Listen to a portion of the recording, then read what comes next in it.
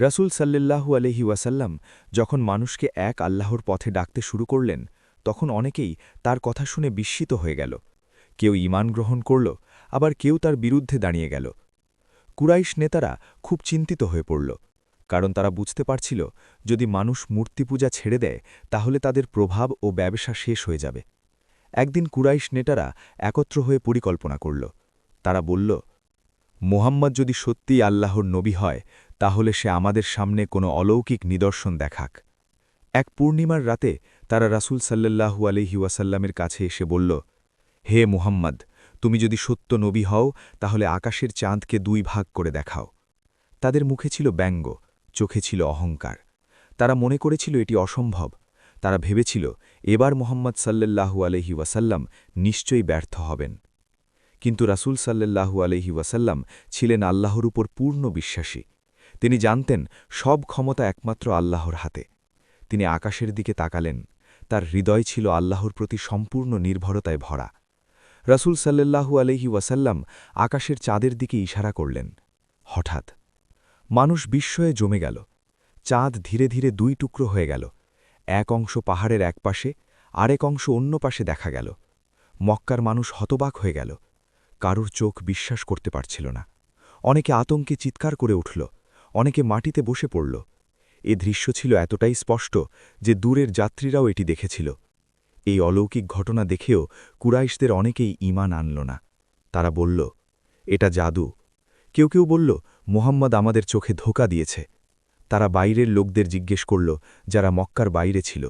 তারা যখন বলল তারাও একই দৃশ্য দেখেছে, তখনও কুরাইশদের অহংকার ভাঙেনি।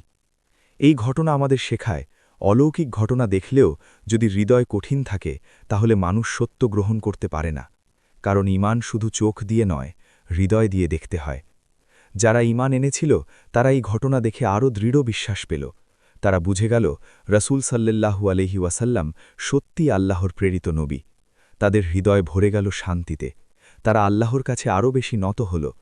এই ঘটনাটি শুধু একটি অলৌকিক ঘটনা নয়, এটি কিয়ামতের একটি সতর্ক সংকেত। কুরআনে আল্লাহ বলেন, কিয়ামত নিকটে এসেছে এবং চাঁদ বিদীর্ণ হয়েছে।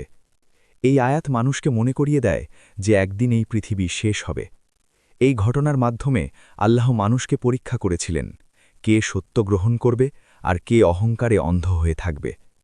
আজও মানুষ অনেক সময় সত্যকে অস্বীকার করে। অনেকে আল্লাহর নিদর্শন দেখে তবুও ঈমান আনে না, কারণ মানুষের সবচেয়ে বড় শত্রু হল অহংকার। তবুও আল্লাহ অত্যন্ত দয়ালু।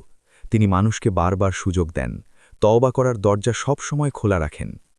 চাঁদ দ্বিখণ্ডিত হওয়ার ঘটনাটি আমাদের মনে করিয়ে দেয় যে একদিন আমরা সবাই আল্লাহর সামনে দাঁড়াব। সেদিন কোনো অজুহাত চলবে না, চলবে না অহংকার বা অস্বীকার, চলবে শুধু আমাদের ঈমান ও আমল।